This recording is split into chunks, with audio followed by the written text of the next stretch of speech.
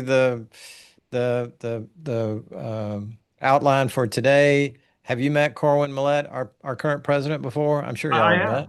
Yeah, I have. How's Good, everybody doing? Incredible. good. All right. We have got 2 o'clock. My YouTube stream is ready to go. I'm going to let folks into the room.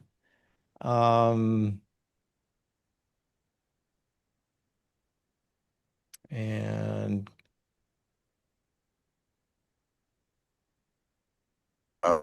Yeah. hey, good afternoon, everyone. Thank y'all for joining us today. It is Wednesday, May the 27th. Try to keep it simple. We just as a housekeeping tip, we don't allow recording devices, AI recordings, all of those will be turned off and declined. Oh, I have no And I see a bunch of y'all have got those things set up, Whether whether you know it or not. If you would all please mute. Chelsea, can you help me with the mute all?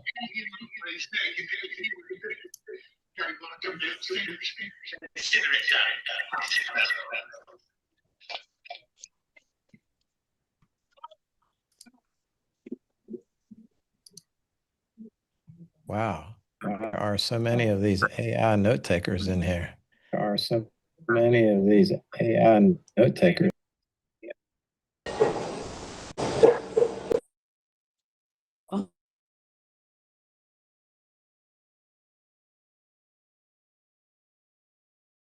Hey Nick, how's everybody?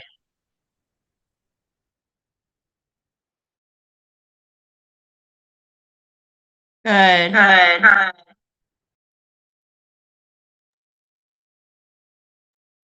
Everyone, please stay muted during the call, just to avoid any background noises. And want to welcome everyone again. We've got a lot of folks that are joining us this afternoon. Over 300 brokers are already on the call, and more are coming in every second. We're going to give this just one more minute. I know I promised y'all we would start on time, but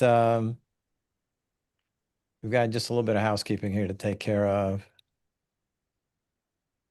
Give me just one more second here.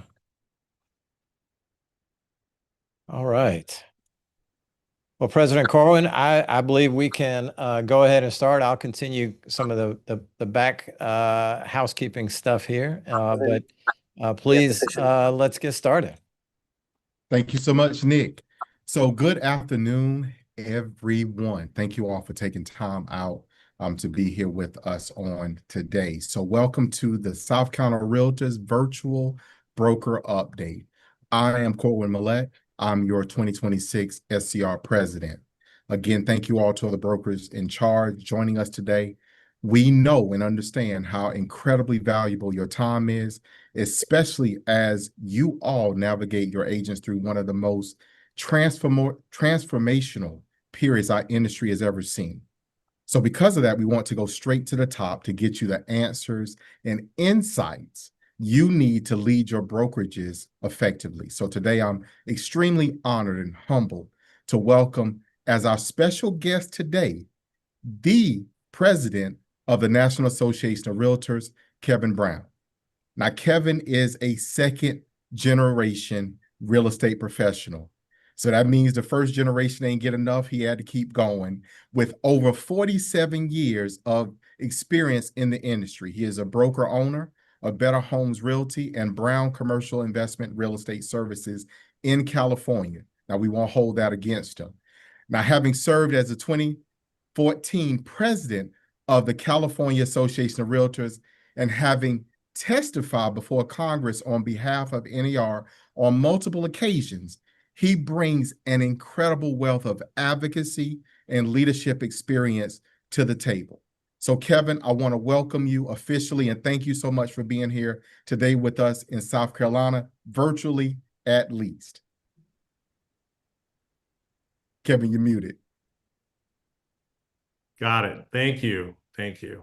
It's actually 49 years. I'm glad you're using that 47 number though. I don't like to broadcast that number. 49. But thank you. Pleasure to be here. Awesomeness, awesome. So Kevin, we're going to get right in. We have a lot of ground to cover. So we're going to officially dive right in. I want to start by addressing what many would consider the elephant in the room.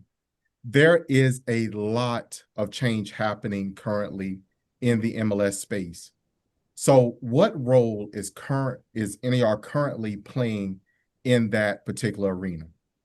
Well, MLS policies have been a central focus of regulatory and litigation scrutiny, particularly around access and enforcement, compensation practices, and local discretion.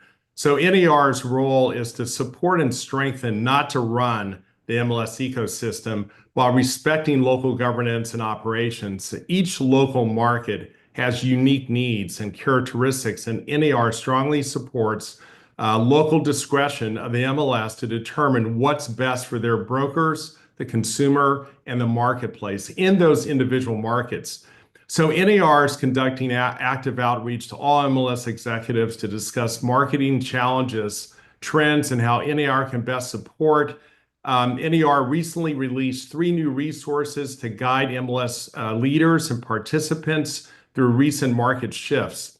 The first guide is the application of objective criteria and non-filtering as defined in MLS Policy 8.5. The second provides a decision tree for practitioners to use when evaluating if the filtering of the listing on IDX or VOW displays is consistent with MLS policy.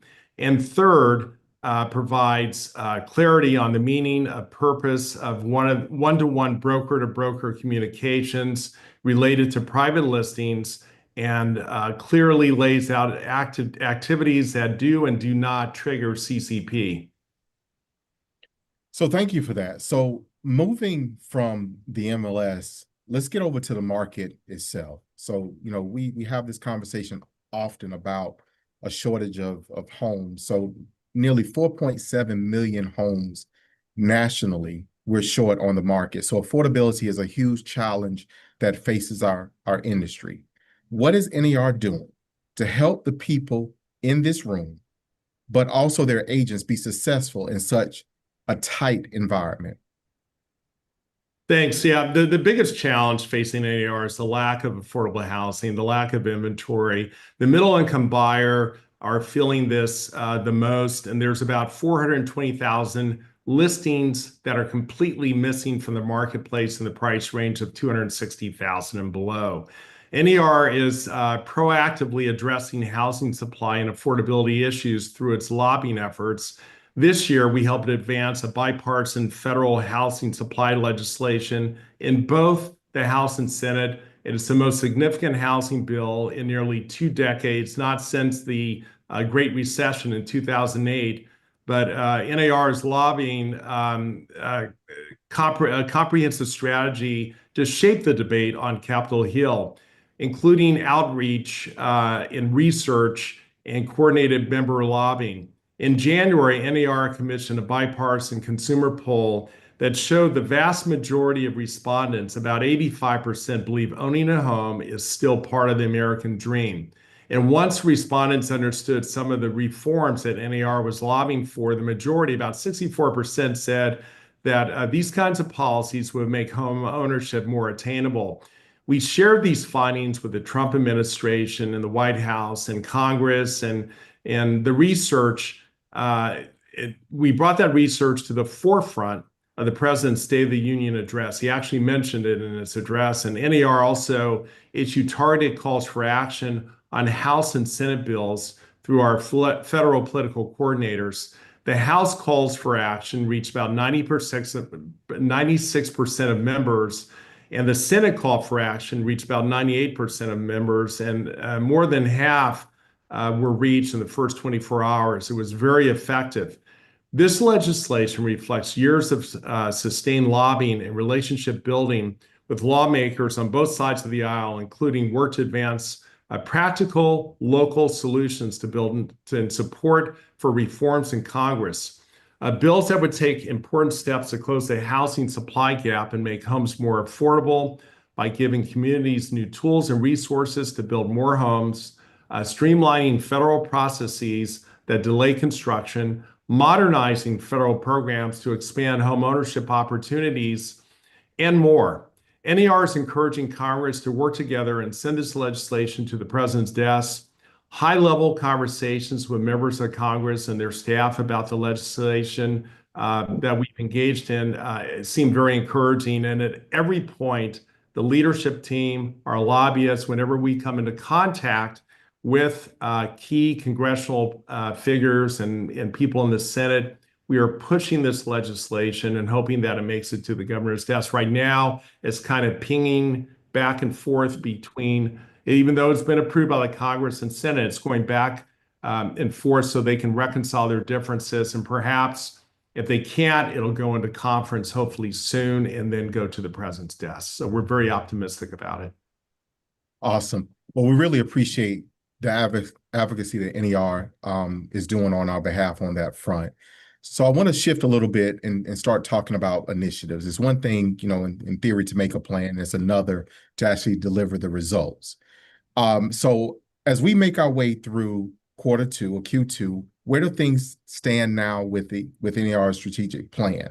Now, I want to ask if you could kind of touch on what those points are. I know that NER has done an amazing job of kind of narrowing in, defining this is what we do, this is what we do well, this is what we're going to focus on. So along that vein, also specifically, what has NAR delivered for brokers in quarter one?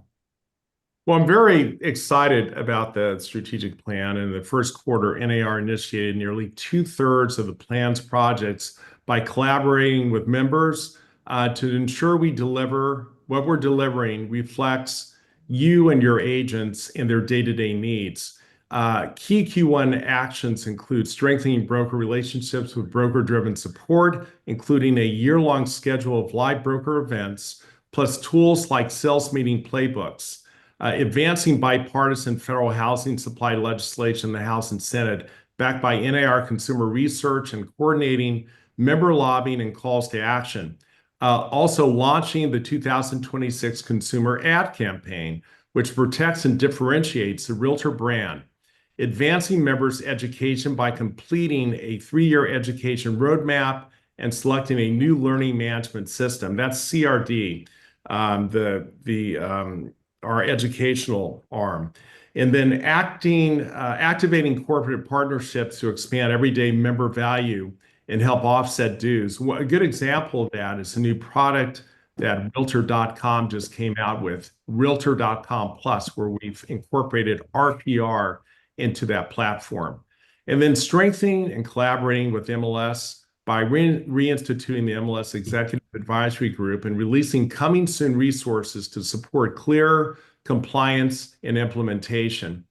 Optimizing governance by modernizing the committee application process to emphasize relevant experience and streamlining the governance structure. We're building off this momentum in Q2. Members will remain central to implementing the strategic plan as projects move from launch to delivery.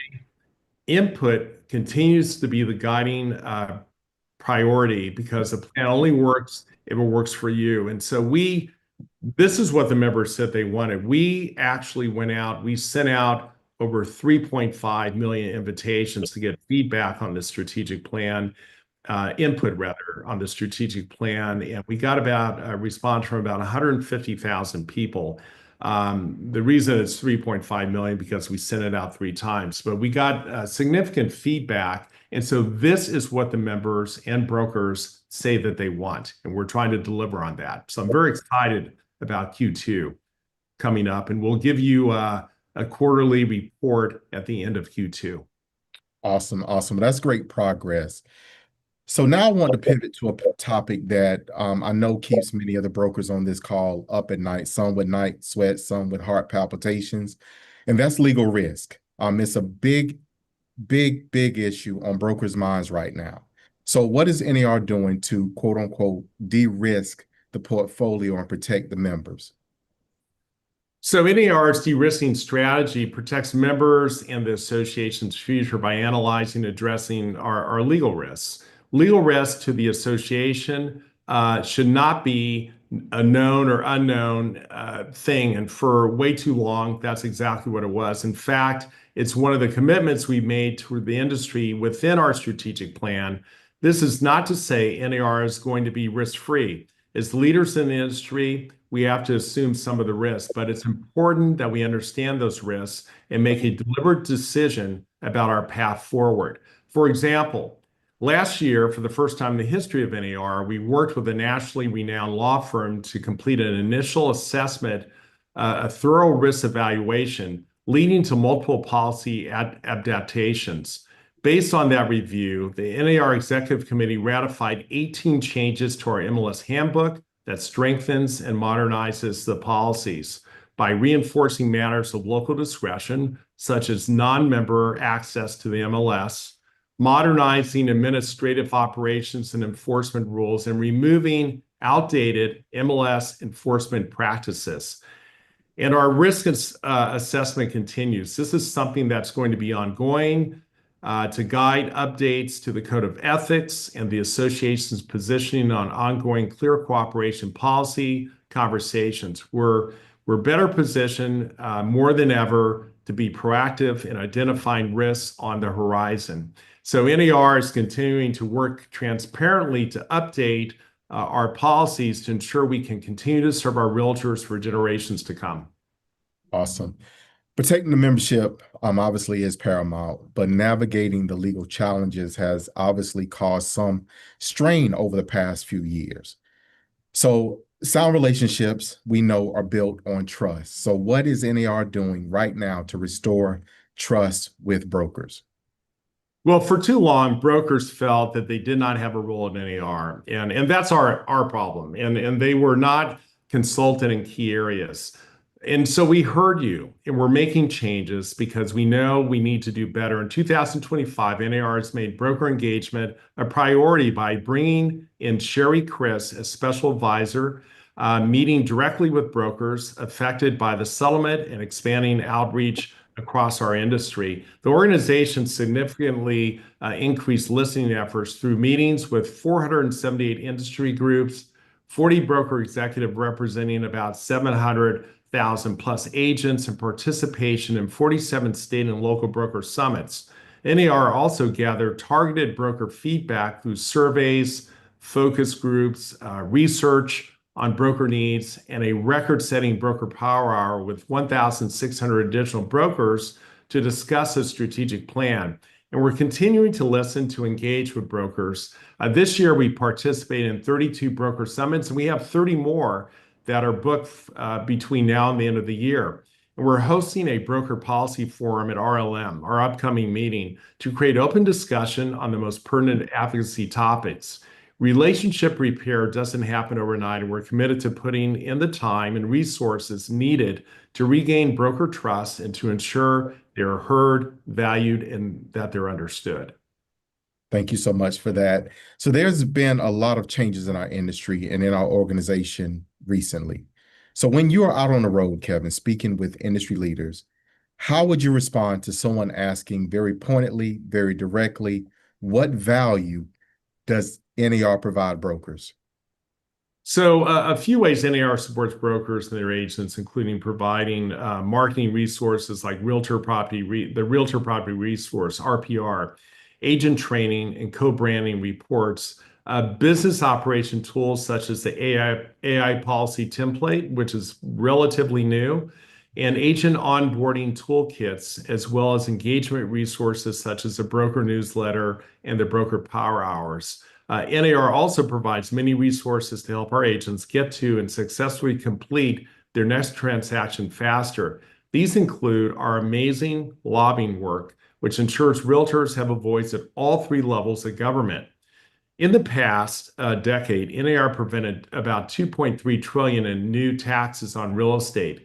Cutting-edge research that helps members stay ahead of the market trends, and the latest tech tools to help members better serve their clients, and the consumer assets to support members and marketing efforts. And to learn more about the tools and services NAR offers, members, please reach out to me or go to realtor.org, where everything is listed. Also, facts.realtor is a tremendous resource, and all the information is there. I think in the past, a lot of the information we're providing, they were scattered out into so many places, but now you can find almost everything you need at facts.realtor. So Kevin, thank you so much for giving us this time today. But before we let you go, we have a few minutes left for a couple of questions that came in from brokers or may have come in from brokers in the chat. So Nick, do we have any questions? Yeah, I'm scanning through them now. Just for the brokers' information, I've posted links to several of the things that President Brown has mentioned, including the broker resource page, the AI office policy template, and in addition to the website that President Kevin mentioned, the facts page. So I don't see any questions in the chat. Let me double check the YouTube page real quick. And I don't see any questions posted there either. I'm looking at you, Nick. What's that? I'm looking as well. Okay. Oh, I think we've got a question coming in from one of our commercial brokers.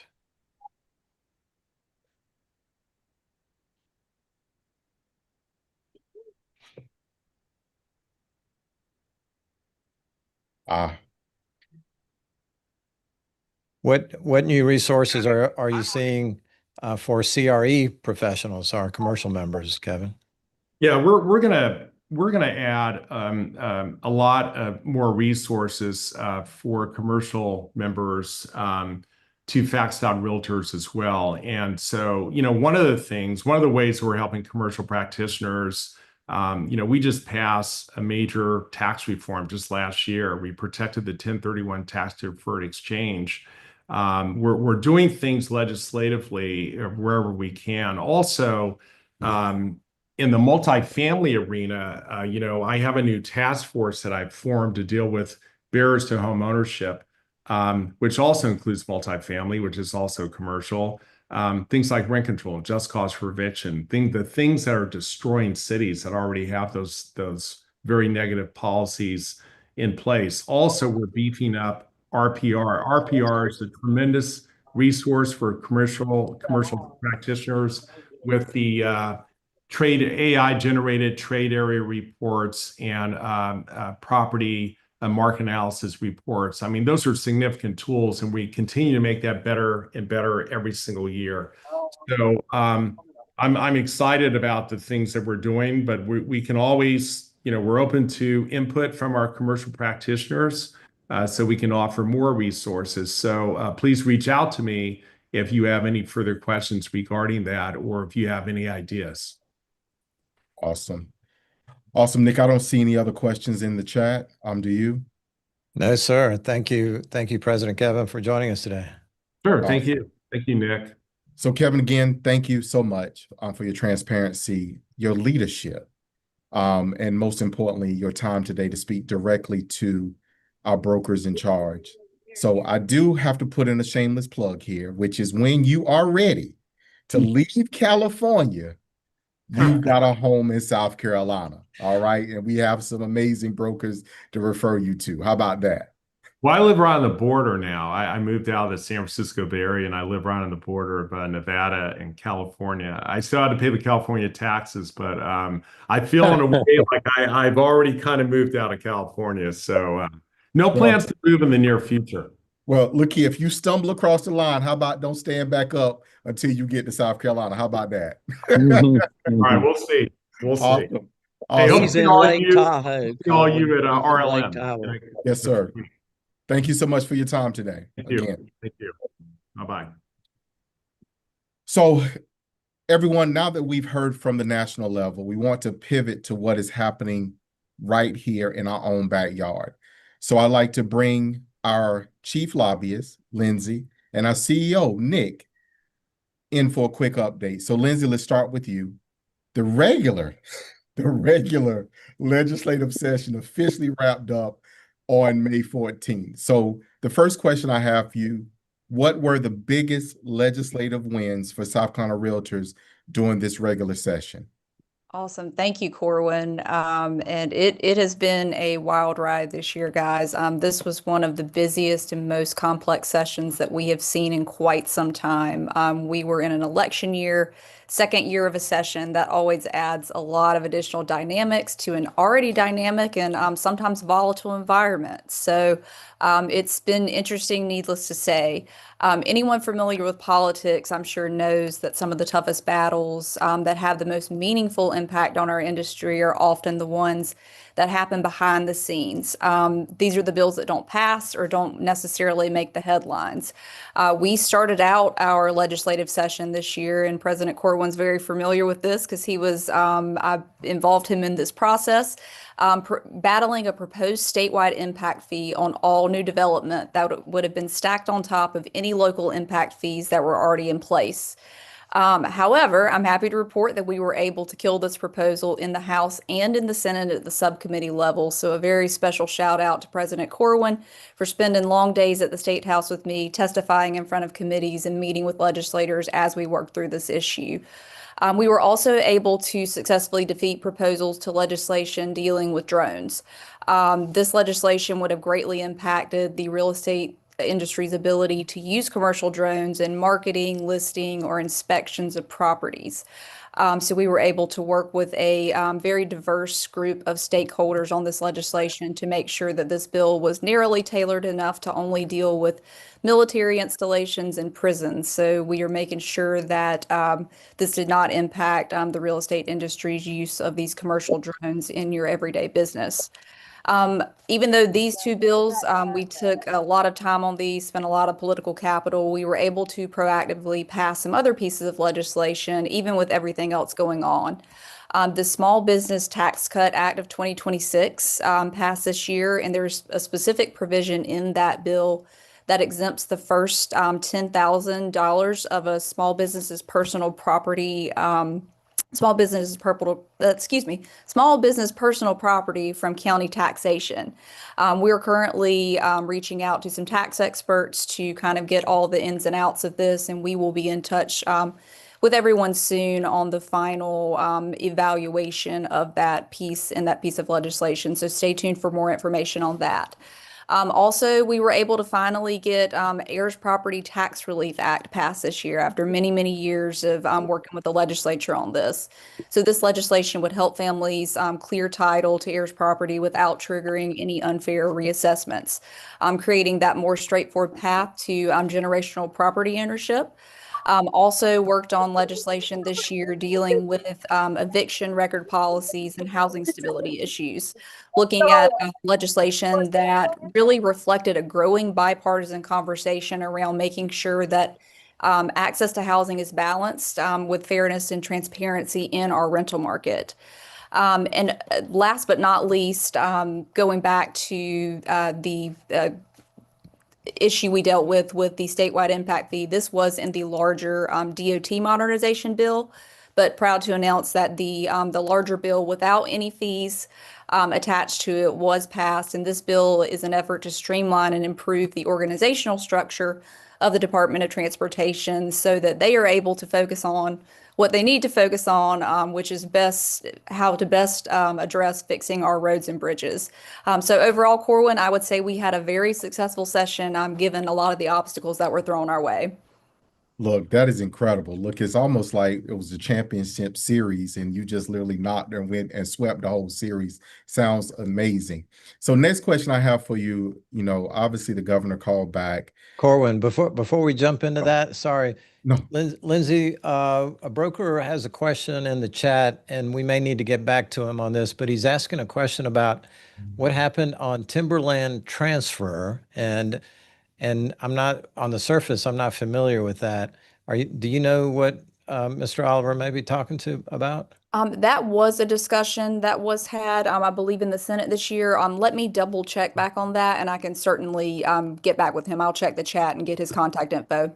Okay. Awesome. So, Lindsay, I want to move to another question. So getting back to the governor brought the legislature back for a special session. This was largely to deal with the heavily debated congressional redistricting maps which failed in the Senate last week.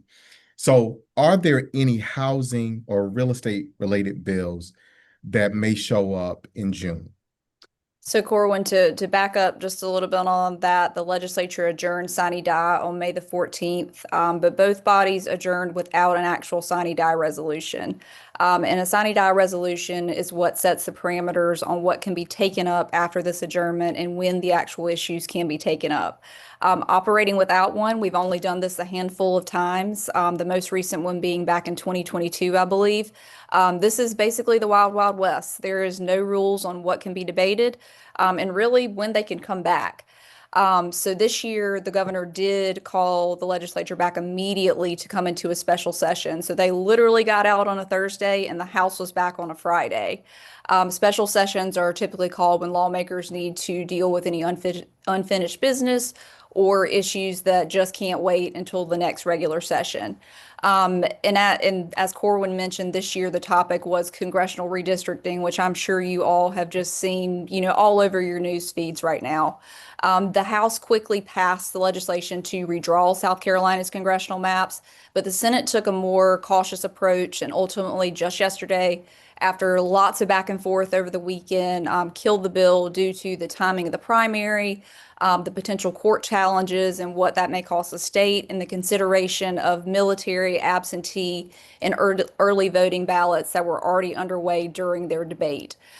So with this redistricting bill no longer viable, the legislature does plan to come back to Columbia the day after the primary, conveniently, on June the 10th, to take up the state budget before the next fiscal year begins on July the 1st. If they are not able to come to any sort of agreement on the budget, they do have a continuing resolution in place. But what I'm hearing from all sides is that they're going to have some sort of compromise worked out, which they normally do. So we expect that to run as smoothly as it can. But with that, all that being said, our elected officials, in speaking with them, everybody is ready to go home. It has been a very politically charged debate, a very politically charged session with it being an election year. And I don't think that the will of the body right now is to take up any additional issues at this time. I think they are going to focus on the budget. And then I think they are looking forward to getting back with their families, and back to their day jobs. That is good stuff. So another question, obviously we have the state's top brokers on this call. So again, thank you all for being here. What is the number one thing they, as well as their agents, Lindsay, should be doing during this legislative, in theory, off season to help us all to prepare for next year? Well, Corwin, I think it's safe to say that we saw at the State House this year that the conversation is going to continue to be about growth and congestion. That's going to continue to dominate every committee meeting, every floor debate. It all works back with this, and we see this issue continuing to grow and grow more and more as the state continues to grow, and that's just going to be the topic of conversation as we are more economically prosperous. So worse problems to have, right? So we want to make sure that we are going to be on the forefront of helping the legislature make these decisions, making good, sound policy solutions, and that we're at the table to be able to help shape and influence this policy as they're dealing with these issues. So I would say that our brokers can play a huge role in helping SCR prepare for our next legislative session by staying engaged. Encourage your agents to participate in advocacy efforts locally, and making sure that you are maintaining relationships with your local lawmakers. A lot of times they would much rather hear from you than they would hear from me, because they unfortunately hear from me all the time for 6 months. So having someone boots on the ground, that you go to church with, that's your friend and neighbor, is certainly something that is helpful as we are beginning to prepare our agenda, and them actually hearing what you're seeing on the front lines, because you all as brokers are the first to see how legislation is going to impact buyers, sellers, property owners, and housing as a whole in real time. So making sure that I'm able to hear y'all's insights. Please always reach out to me. I love to know what's going on locally so that my team and our legislative committee can help shape a strong agenda and strong messaging going forward. I would also say that making sure that you and your agents are involved in and supporting realtor advocacy programs, attending any local legislative events with your local boards, and in your communities, investing in RPAC, certainly a huge thing in what we do, and making sure that you're educating all your agents to help ensure that the real estate industry thrives, continues to thrive, and making sure that we have a unified and influential voice at the State House. So just staying involved, making sure your agents are educated, and sharing anything that you're seeing on the ground with me and my team. Awesome. Lindsay, again, thank you. So this is an opportunity right here to put that plug in, which is I would strongly encourage all of you on the call to invest in RPAC. Sandy Stone used to say this thing, and it always resonated with me, which is if real estate is your profession, then politics is your business, which means that we should have a seat at the table. If we want to keep having these wins that Lindsay's having, I mean, I literally felt like we was in a WWE and we just put the smackdown on the State House with all these wins. If we want to continue to have the championship belt, we have to build an arena or build a ring that works for us. And RPACs helps us to do that. So I would encourage you all to be major investors. Those who willing go further to President's Circle, but notwithstanding any donation, investment helps. So please make sure you take opportunity to do that. Also, as Lindsay said, your legislative committees locally, get involved, join, be a part of the solution so we don't have to complain about problems. So again, Lindsay, thank you so much for your great work at the State House this year. Absolutely. Thank y'all. So Nick, I want to bring you back in now because the legal landscape is shifting daily. Feel like we own ice and got skates, and our brokers are always on the front lines of compliance. So we recently released, first question I have for you, we recently released major updates to the residential listing agreement, as well as our buyer representation forms to comply with the NAR settlement. What other changes are coming? Thank you, President Corwin. I was trying to find a wrestling reference to kind of carry over into this segment, but I'm unable to find the appropriate one. I guess a lot of wrestling is just kind of fake, right? Or quote unquote entertainment, right? There's not a whole lot entertaining about the legal landscape. It's very real. And in many cases, it's very scary as well. Brokers, I know that you have felt inundated with forms changes, and want to give you a little background as we talk about these forms for a few minutes. At the beginning of the year, SCR launched a full review and audit of all of the forms in our library, more than 70 forms. And not only in addition to some of those forms being outdated or have not been updated in quite some time, there were also a lot of structural problems with the forms. That there were formatting, fonts, readability. There were a lot of, wherefore art thou Romeo type language in these legalese that was so difficult to read and even more difficult to explain in some cases. So the SCR legal team has undergone a full review of all the forms. And our goal is by the end of June to have them all done. Most of the changes that you see are just that, formatting changes, making sure clauses are consistent, formatting is the same. And so they look like a professional set, a full set, a library of forms that y'all can use, be confident in, and be proud of. Some of these forms have been completely rewritten from top to bottom. And whether we're talking about compensation issues or just notice issues, all of this stuff is being updated. So a couple of things that I would encourage all of y'all to do. Number one, reach out to the SCR legal team with any questions about the forms. Make sure that you've read the current revision. I sent the most updated list to everybody just a few weeks ago. The Forms Committee is actually meeting again tomorrow, and there will be another round of June releases as we finalize the update to the library. There'll be some small tweaks to some of the existing forms. And I know nobody wants to hear that, but these tweaks are improvements based on your feedback. And believe me, your feedback is absolutely critical to making sure that these forms are working in the field. It's one thing to, kind of take the law and the statutes and the judicial decisions and put them on paper, but they got to work with your clients, and we're working together to make that happen. So a couple of small tweaks that you'll see to the sales agreement. The broker information is going to be split apart as a separate page.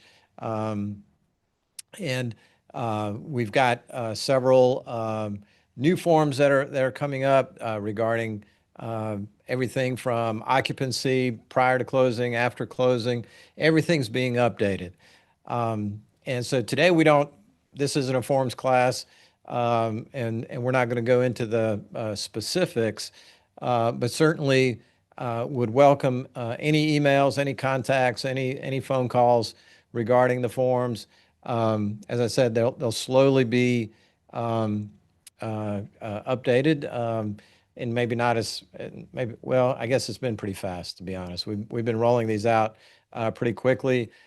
We've had outside counsel review our commercial agreements. Those will be updated in the library. And we've actually reached out to the apartment association here in South Carolina to see if there's some common ground that we can work with them on property management and lease agreements, so that there's more commonality in the field with these forms.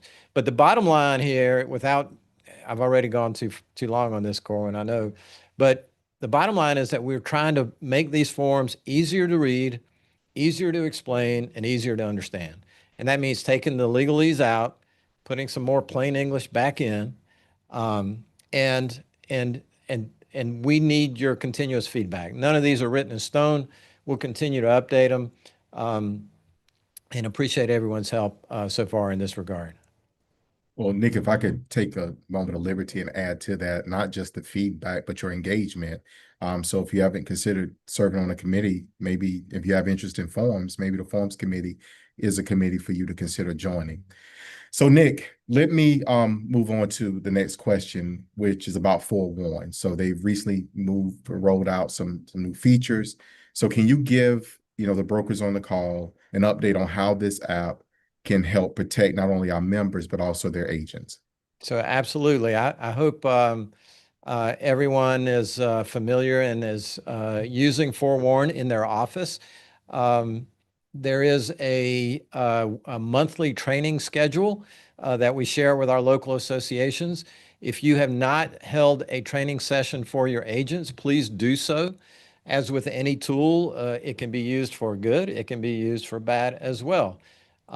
We recently had an instructor at a real estate commission sponsored course warn of fair housing issues with the use of Forewarn. And it is just like anything else in your practice, consistency is the key. Forewarn has rolled out a new service, a new layer in their menu where currently you can search by phone number, you can search by email address, or I'm sorry, you can search by name. And the new feature adds a searching by the physical address on the property. Now, this does a couple of things. It allows you to identify any criminals that may be associated with that address who wouldn't show up as an owner of that property, but would show up as an occupant of that property. And it's again another heads up, another warning, another red flag to protect members from going to a property that may be associated with a criminal resident. Again, for your safety. And Forewarn is a member service. It's included as part of your realtor dues, and we're very proud to offer this service. It has become a unintended tool to fight against seller fraud.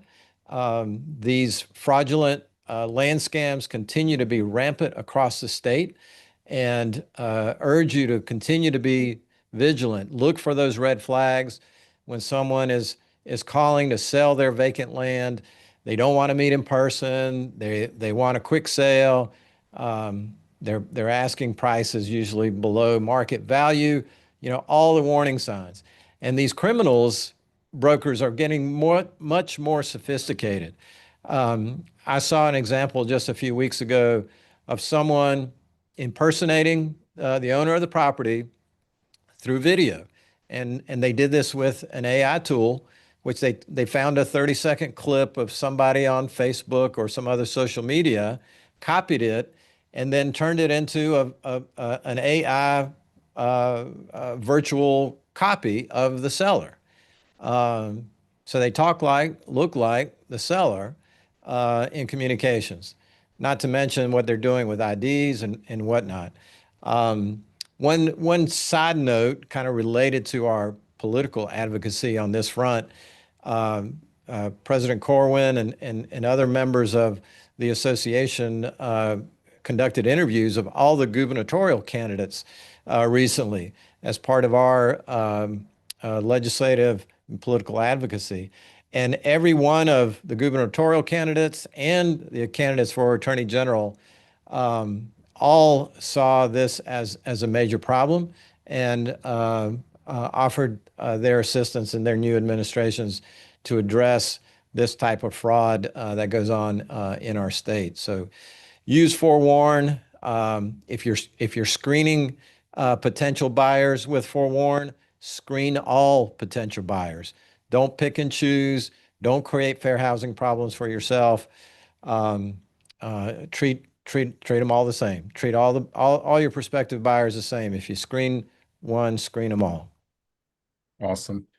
Nick, thank you. I know that the brokers on the call appreciate the clarity and the specificity of making sure that you do across the board, whatever you do, don't pick and choose, go everywhere.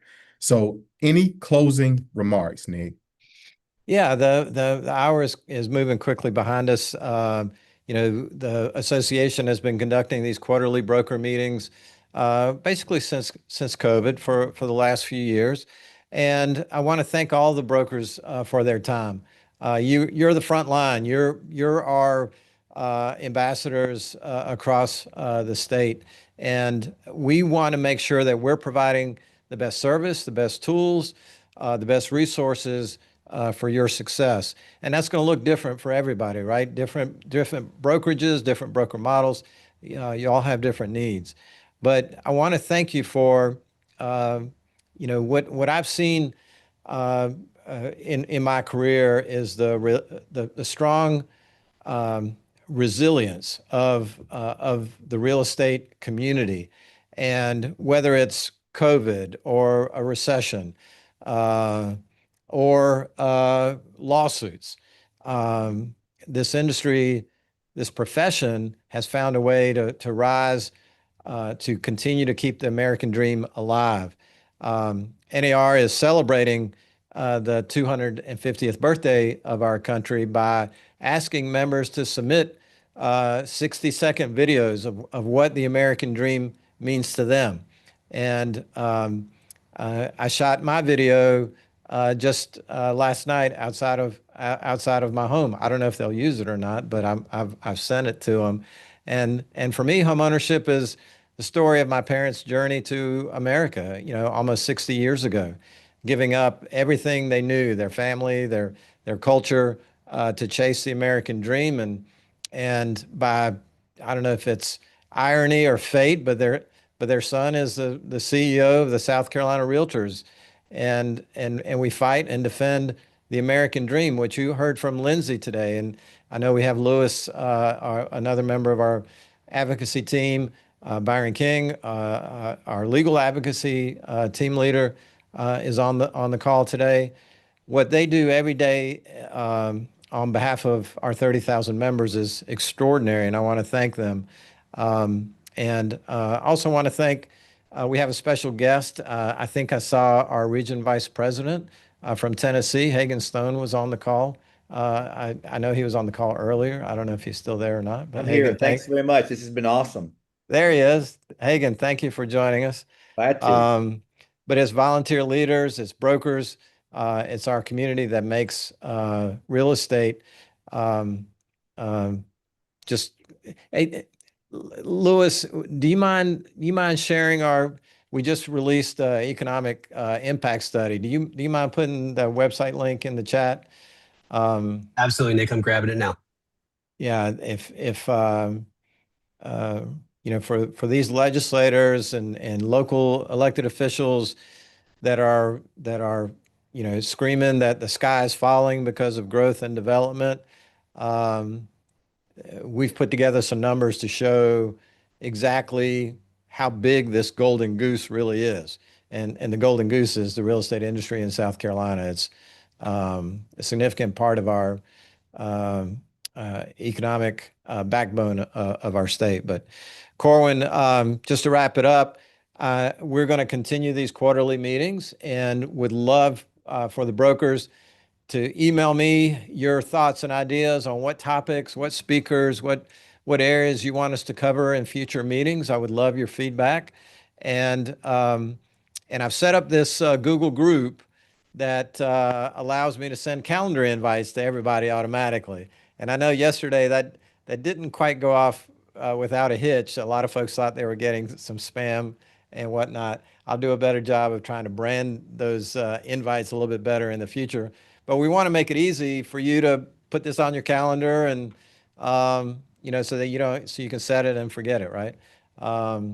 Otherwise, I know how many emails you get every single day. I know how many I get, and it's easy to get stuff lost in the pile, so to speak. But President Corwin, thank you for your leadership this year. It's hard to believe we are almost at the end of 5 months already of your administration, but you and I have been on the road quite a bit the last few months, meeting with brokers locally and in our communities across the state. So I will turn it back over to you. Thank you for the opportunity.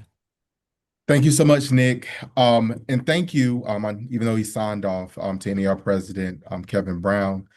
Thank you, NAR Region 4 VP Hagan Stone, for being on with us today. Lindsay, Byron, Lewis, all of the SCR staff who are part of any of our leadership team who may be on. I don't see everyone. And part of our executive committee and our board of directors, guys, any of you who are on the call, thank you so much for your leadership in this time. And most importantly, to our brokers in charge who joined us today. Thank you all for taking that time. And sometimes we look at it as sacrificial, but I promise you it's worth it. This investment of your time will reap you a tremendous amount of rewards and help you serve your agents better so they can serve the consumer much better. So your leadership, again, guys, is what keeps the real estate industry in South Carolina strong. Nick Knight. Hey, Louis, Louis just shared with me some breaking news, Okay, President. let's get it. Let's go. The Real Estate Commission just posted a new guidance letter regarding abandoned trust funds. I encourage, if the brokers on the call, if you're not familiar, the Real Estate Commission has been posting some incredibly helpful guidance letters over the last 12 months on a variety of topics, from advertising to discount brokerage models and other things. I would encourage you to bookmark that website. And Louis, I don't know if you have the ability, if you could throw that link into the chat. Nick, it's in there now. Yeah. Mhm. Great, thanks. And check this out. I haven't read this yet, but I will get an update out for everybody and share that with y'all here shortly. Thank you, Nick. So brokers, your leadership is what keeps the real estate industry in our state strong. Nick likes to say realtor strong. I love that phrase. We'll be sending out a recap of this along with recording of this update shortly. So for all of you, I like to say have a fantastic afternoon, everyone. Go sell some houses, go sell some businesses and buildings, I'm sorry, and give businesses and people a place to call home. We love you all, and we'll see you somewhere out there across the state soon. Hey, Corwin, I goofed up. I forgot to hit the record button. I'm so sorry. I'm so sorry. I'm so sorry. My apologies. So let me correct that. I was so busy trying to get the YouTube stream set up, and I forgot to hit the record button. Sorry, guys. I'm so sorry. We'll send a written recap. How about that? Great job. Let's just start over. Let's just do it over again. Let's just start over. Great job. Oh, I love it. I love it. I think we Big would lose thanks our for- audience a little bit, Greg, but thanks for the suggestion. Thanks for plugging the commission, Nick. Appreciate Mr. that. Chairman, thank very you for much. being with us today. Thank you. Glad to be My with you. apologies. I missed Good job. Chairman Okay, Ronhart. My that's- apologies. That's fine. Thank you. Great, really good session. Appreciate that. Thanks for what you're doing. Thank you. Have a great day. You too. Robert, that is a good-looking tie. Who was that? Hold on. No, Realtor Robert.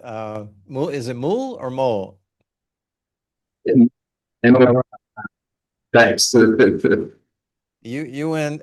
I'm embarrassed. I didn't wear a tie today. You win the best dressed broker award today. Thank you. All right, guys. Well, thank you all. Have a great afternoon, and we'll see you soon. Thank you, Mr. President.